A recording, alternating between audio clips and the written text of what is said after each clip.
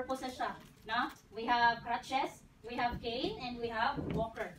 For another assistive device, kani pinaka-common wheelchair. No, dili niyo siya part sa ambulatory device because di man mulakaw si patient ani, di ba? Mulingkod lang man and all we need to do is i-push lang natin si patient while nakalingkod si patient.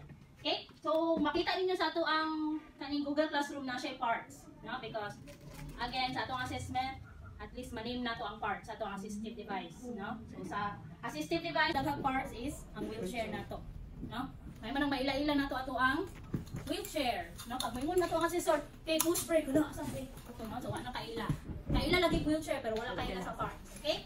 So, we will name the parts of our wheelchair. We have push handle, of course. No? This is the area where we will push. Then, ang ato ang backrest. So, make sure, before we will push our patient, dapat nakasandig si patient. No? Ta-avoid na mahulog ato ang patient. Then, we have our seat. We have the metal skirt. Then, ato ang armrest. So, make sure, bago nato i-transfer si patient from wheelchair to bed, kailangan ang iyahang arm nakaput na sa armrest. Okay, kung nakaana mo po na iyahang kamot, then pag-transfer ninyo kay patient, pwede masangit lang siya diri. So make sure dyan nakaana. Or kung ato ang patient is kanang paralyzed side, so make sure ang iyahang kamot naka-safety po din na sa iyahang abdomen part. No? Pantay po na niya. Okay? Then, armrest, we have hand trim. So, hand trim to those independent patients. So, pag may mga independent patient, so, independently, nag-push siya sa iyahang sarili. So, morning hand trim ang gunitan, dili ang kaning ligid. No? This is hand trim, then our rear wheels. Kung dili magunit si patient sa ligid, so, contact niya ang floor. So, tanan infection na nasa floor na, tanan sa iyahang kamot. Okay? So, always remind your patient na when pushing wheelchair, dili siya sa hand trim magunit. Okay? Then, we have our brake, no? So, both side ang brake. Dito sa left side, then sa right side. So, make sure, before transferring patient, it's either bed to wheelchair, wheelchair to bed, make sure naka-brake siya. No? Kaya kung wala na naka-brake, mudaga na inyong wheelchair. So, kung pa, mahulog si patient. Okay? Then, we have caster wheel. So, turning side, si caster wheel. Then, we have front rigging, leg rest to support the leg, especially pag elderly patient, no, namagod na siya instances na ma-slide down ang iyahang foot. So, suporta si leg rest. Then, si footrest. No? Si footrest, make sure na pag mag-push na kay patient, naka-tamak na iyahang tiil sa footrest. No? Kaya kung kasagpan lang nato, footrest up, then nakalingkod na si patient, pag-push, kasi nahitabo, yes. Nakuha na, sangit na iyahang tiil, no? Sa floor. So, make sure, Jude, before we will push our patient, kailangan naka-patong na iyahang tiil sa footrest. Then we have tipping lever, no? So tipping lever is used kung naay mga humps, slope, or rough roads, no? So mao nato siyang i-elevate si patient, then para makasaka siya dito sa kaning steps kung naa may elevated part or naa may kanang mga humps. Okay? Ang guidelines lang man po to follow when using wheelchair is especially pag naa siya sa going down to slope, going up to slope. Pag going down to slope, so panaog na siya, no? Slope na, panaog. So, dili na ito i-push yung patient. No? Kung pag down, i-push na ito, unsay na itabo? Naunag ulog. Naunag agad si patient sa upos. No? So, mag-turn ka. Since going down slope man ta, so kita ang muuna. No? Kita ang first, mo down, then si patient, i-turn na ito siya. Opposite way. No? Then, support. Support na ito si patient.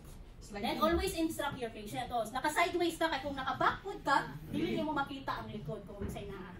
No? So, dapat naka-side position para maobserbaran ko nimo and ma-inform nimo si patient kung unsay na. No? Hadlok baya maglingkod sa wheelchair na wala ka kabalo unsay na, unsay mahitabo, no? Hadlok na sa part ni patient. Okay? So, when going up slope, at least lang po, push. No? Push na. Dili po salito na to si patient, no? Ano ang sayon? Kung unsay imong buhaton. Ma'am, elevate na ako, ma'am. Para at least maka-prepare siya. No? Elevate na ako, ma'am. Going to slope ta, ma'am. So, panggunit. Panggunit siya sa iyahang armrest. Okay? Then, when entering a door or lift, kanang ato ang elevator, gani, so kita jud ang muna, sulod po. No? Pero, in reality, so may practice, unas patient, ay push na lang. Una jud. Ano naman jud? But ideally, kung kuhaan man tao mga exams, mga prometric, una jud ta.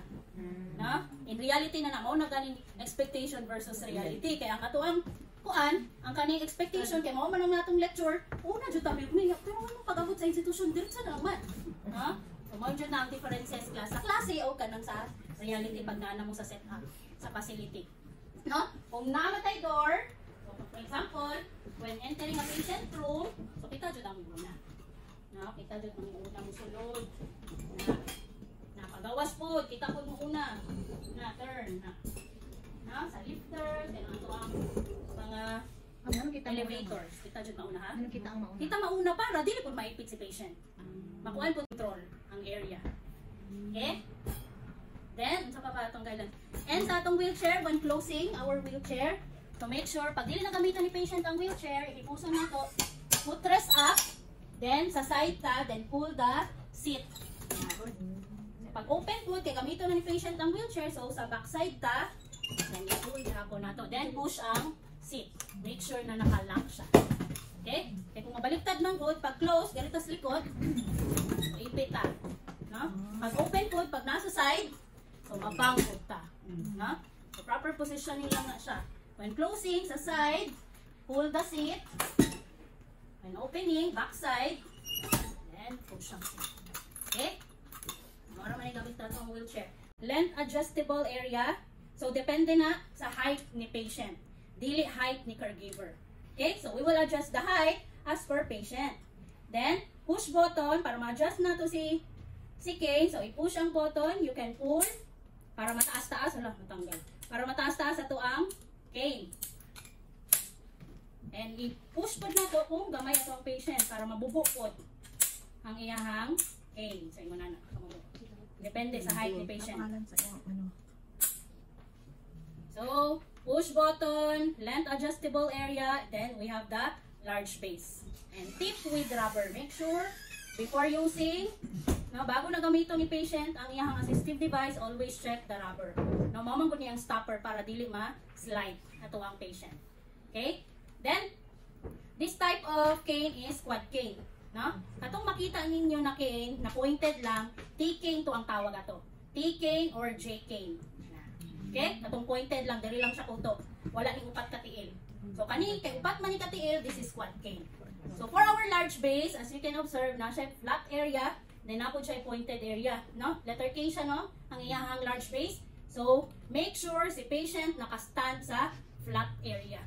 Kay kung ingunani nato ang position sa iyahang cane, naka-stand si patient sa pointed area, so ang tendency ana pag during ambulation pwede siya masangit. Okay? So mao jud nato ang key point to remember pag magamit og cane. Kailangan flat area nakatindog si patient. Okay? Yan. Then next, walker. Parts of our walker, same lang gyapon, natay hand grip, hand grip. Then we have the length adjustable leg. Depende gihapon na sa height ni patient. So we will adjust the height as per patient. Push button. No? Pag i-adjust na to ang back side, of course, front side adjusted. So, dili pwede magtabingi na inyong walker. No? Taas, mubo. No? Kailangan pantay.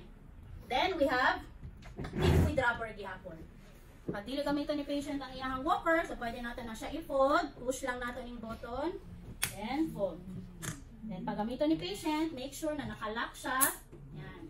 Then as well as kaning safety lock. Tabunan jud na siya. Para during ambulation, dili niya ma-ipit.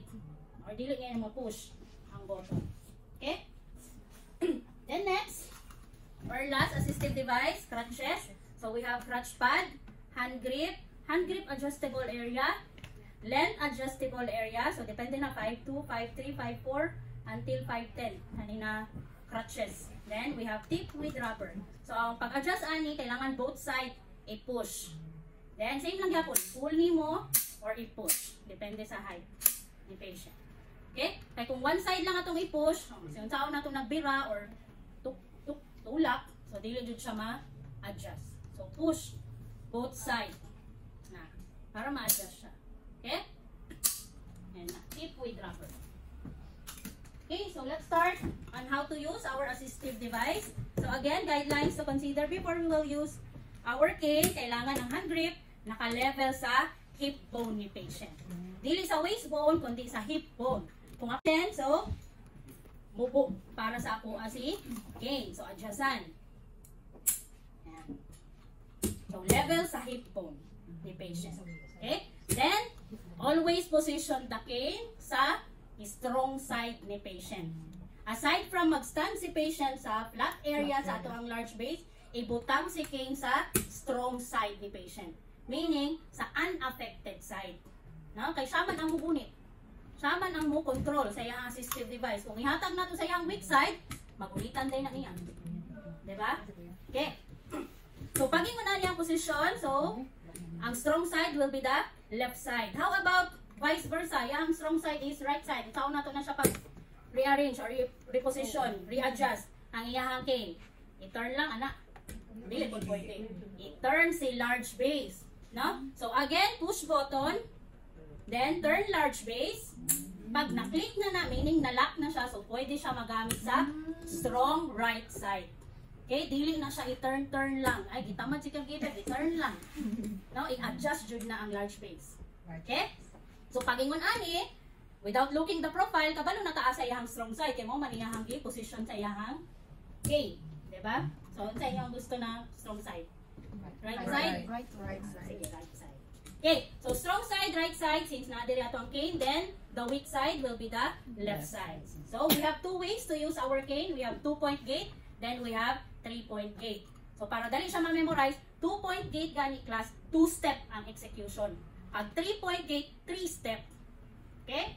So, again, strong side, right side, left side, weak side. Pag 2-point gate, cane together with the weak leg forward, followed by the strong side. So, pag 2-point gate ang execute, cane together with the weak leg forward, followed by the strong leg. Okay? That's 2-point gate. Pag 3-point gate, so isa-isa ang move forward. Move first, cane, followed by the weak leg, then the strong leg. So, cane, weak leg, strong leg. That's 3-point gate. Then next, ascending, descending. Showing na lang muna itong hagdanan. When we say ascending, so going up the stairs. When we say descending, so going down stairs. So we have principle to follow, no? Pag mag-execute taog ascending, descending. Good goes up, bad goes down. So meaning, good leg goes up. Followed by cane and the weak leg up, sabay. No? Then, pag going down, bad goes down. So bad leg together with the cane, down, followed by the strong leg. Okay?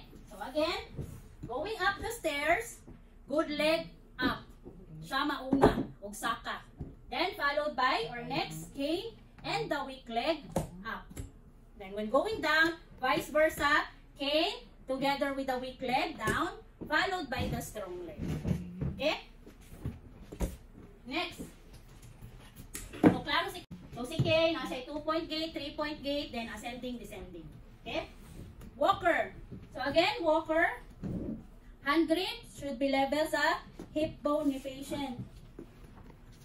So, bubo. I-adjust na ako.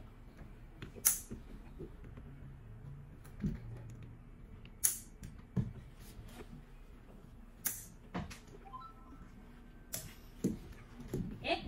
Hip bone ni patient, level. Ang hand grip should be on the hip bone ni patient. So, the best ambulatory device will be our walker. No? Ano man, pat man yung tiil, so wala chance na matumba ato ang patient. No? Kung ma-out of balance si patient, so supported well kayo siya sa iyang walker. Okay? So, ang walker na to is the best ambulatory device. So, when we say ambulatory device, walking device. Kaya kung ano ta best assistive device, wheelchair. Diba? Kaya nakalingkod na gud na siya. I-push na lang si patient. Okay? So, ambulatory device, kaning tulo. So, sa ilahang tulo, walker ang the best assistive or ato ang ambulatory device. Okay? So, start with, so we have 4 ways to use our walker.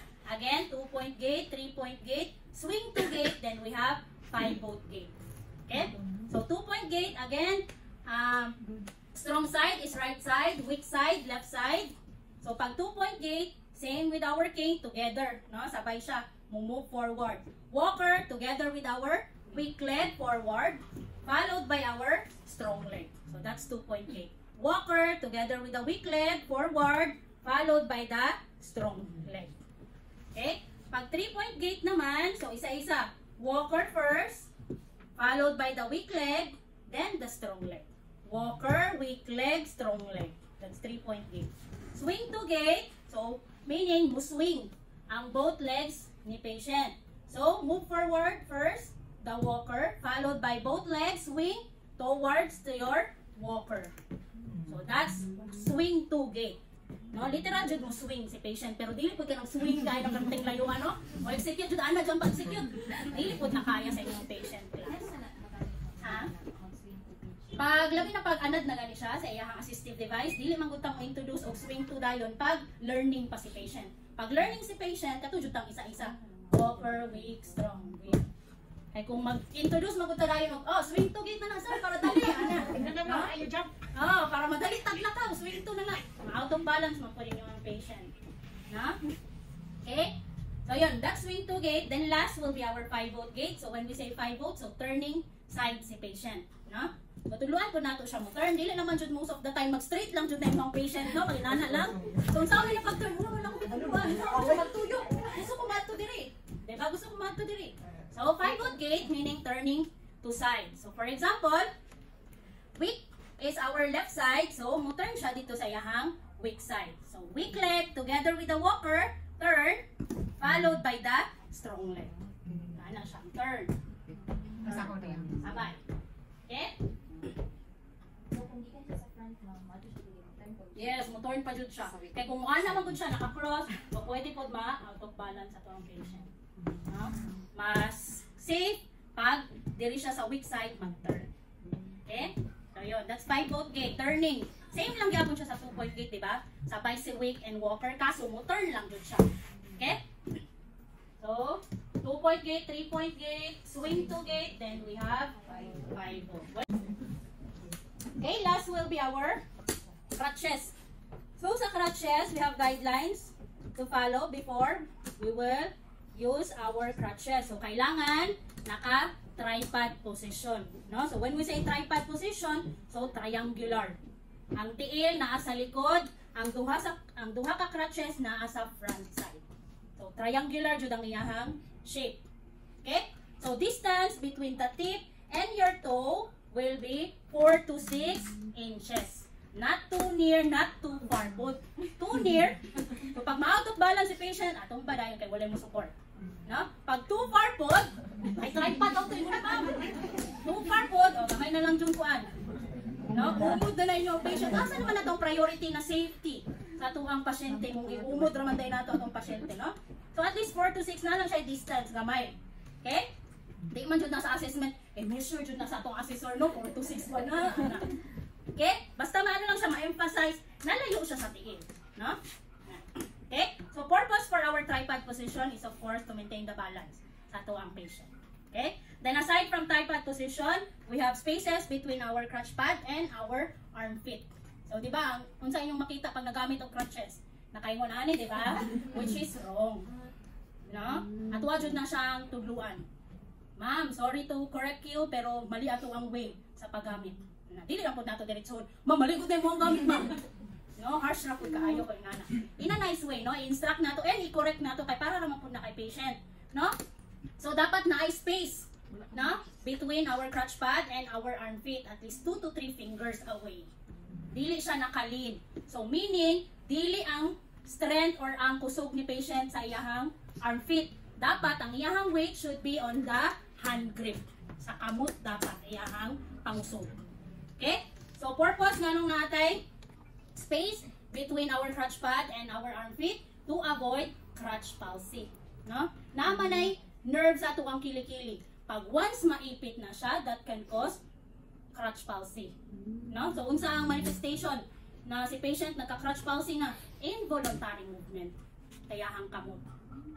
No, pag resting time niya, utang niya yung crutches, then naglihok na yung kamot. So naipit ang nerve sa iyang kilikili. Okay? Ha? Oo, okay pa man na siya. Para dili lang jud siya kanang sige gamiton jud. I-correct jud ang iyang positioning. Okay? Okay, to start with, so kabalo na to sa guidelines, no? Kailangan 4 to 6 away from your toe, then space. So ang weight should be on the hand grip. Okay? So to start with, na siya 6 ways to use our crutches. we have 2-point gate, 2 ways to use 3-point gate. So, duha siya kabuok, no? Ang 3-point gate. Then, we have 4-point gate, swing to gate, swing through gate. Then, ato ang ascending, descending. Okay? Okay. So, to start with, again, ang ato ang strong side, right side, weak side, left side. So, pag 2-point gate, dili na sila pareho sa ato ang cane and walker. Diba? Ito ang cane and walker, sabay man, ana? Pag 2-point gate, using crutches, lahi iyahang style. So, weak side, left side na crutches will be the opposite side, which is the right crutches. So, weak leg together with the right crutches forward, followed by the left crutches and the strong leg forward. So, that's 2-point gate. Okay? Again, 2-point gate, left or ato ang weak leg together with the right crutches forward, followed by the left crutches and the strong leg forward. So that's 2-point gate. Karon, gibali sa inyong assessor. Weak leg right side, saan siya pag-execute? Right leg, isang partner niya? Yes, left crutches. No, dili ta malibog. Always opposite jud na iyang partner. Kay gibali man ni assessor na ingon nani na nung una to ang lakaw. No? Di ba? Diba no? Ha? Oh, sila jud ang magkuan design. 4-point gate, 2-point gate. Dapat palipalihon ta sa atong assessor kabaluta.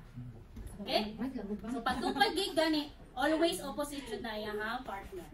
Okay? Walay mag-partner right, left. Okay? Right, then the left crutches. Okay? Sige. Again, 2-point gate. Weak leg together with the right crutches forward, followed by the left crutches and the strong leg forward. So, muna itong 2-point gate. Pag 3-point gate, same na sa tuang cane and walker. Both crutches forward, followed by the weak leg, then the strong leg. So, that's modified 3-point gate. Okay? Pag may manggutag modified 3-point gate, meaning weak leg lang. So, meaning sa weak leg, mamove pa niya. Weak lang jud. Okay? So, ang other way po sa 3-point gate is non-modified 3-point gate. So, when we say non-modified 3-point gate, amputated leg. So, when we say amputated leg, putol ang tiil sa inyong patient. Okay? Pag putol ang tiil sa inyong patient, 3-point gate gyapon na siya. No? Pero ang pag-execute, both crutches together with the amputated leg forward, followed by the strong leg. So, sabay silang tulo. Move forward, followed by the strong leg.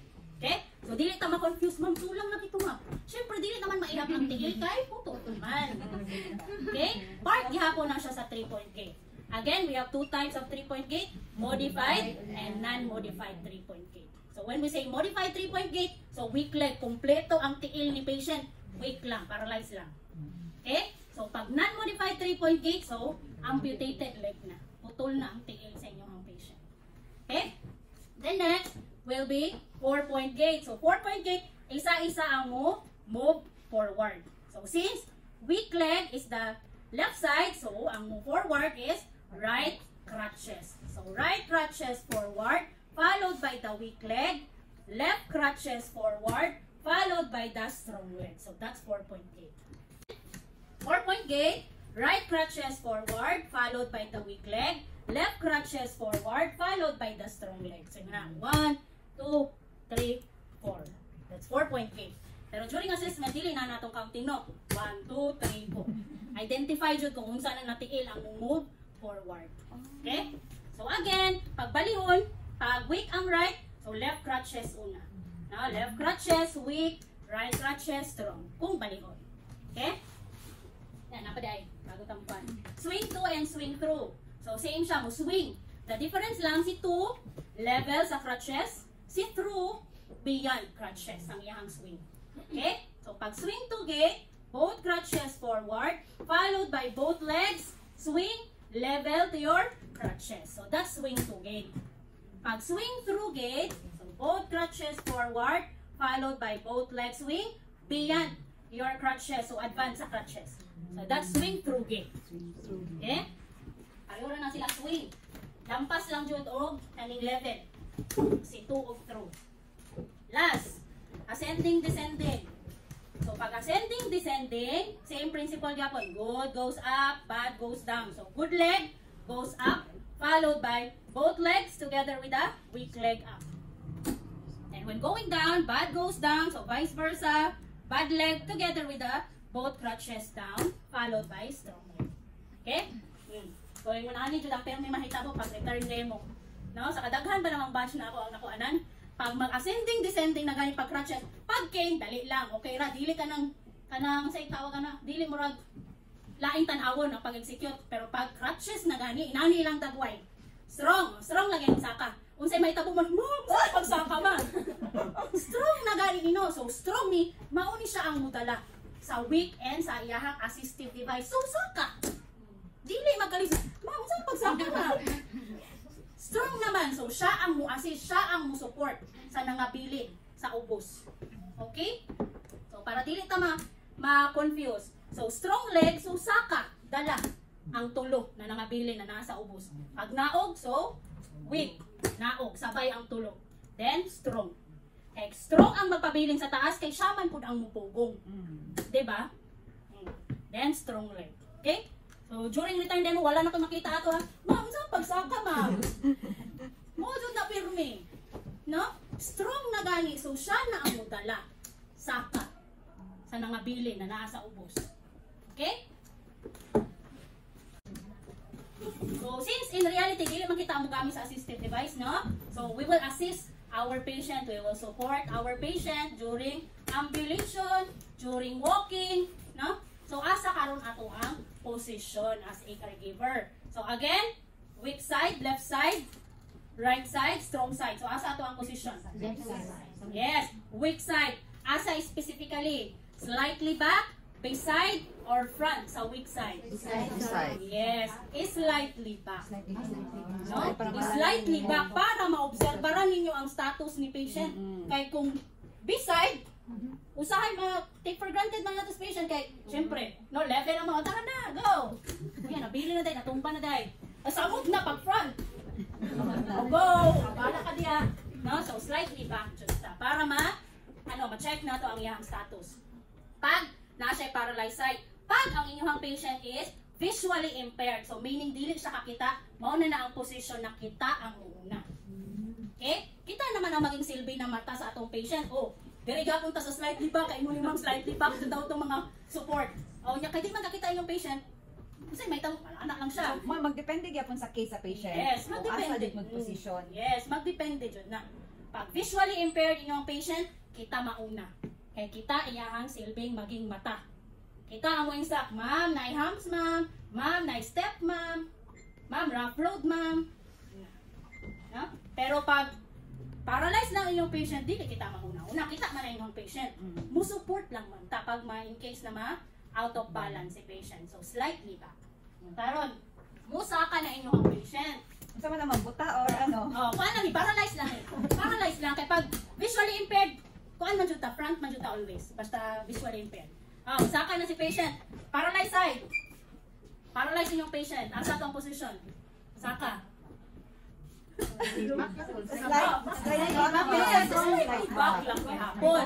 Walking, ascending, same position, slightly back sa affected side ni patient. Pagpasaka. How about as descending, going down? Naog na Front, ma'am. Yes, Front. front na. No? Kaya panaog na yung patient, wala may ma-out of balance sa taas. Ma-out of balance medyo na yung patient, maubos. So pag naata sa slightly back, nagnaog na sa patient, na-out of balance, saan yung pag-support? Iraho ng buhok? Iraho ng sinina? Tulak na balik. Balik. So front na yun ta. Okay, mo advance ta kay patient. Kay, naog naman atong patient. Okay, so muna ito ang pag-support. How about meal time? Meal time yung patient, o niya paralyzed side, asa ito ang support position. Kilid. Magungit na ta kay patient. Asa, strong or weak? Strong, weak. Or pag-assistance with meal, so mo position ta sa iyahang strong side. Para ma-feel niya ang iyahang food. Kay kung mo position ta sa iyahang weak side, maski kung saan na itong nag-ana sa iyahang spoon, di jud na nga yung patient. Kaya di man niya ma-feel. And And then maglisod pud og swallow si patient kay ang food na padulong sa iyang affected side or sa iyang weak side. So possible pwede matukan na tong patient. So sa strong side ta mo position kung feeding. Okay? Assistant with meal, strong side. Para tarong jud niyag swallow and ma-feel po niya na naay food naning touch sa iyang mouth. Okay? Muna to ang positioning. So, okay na ta sa assistive device. Wala question?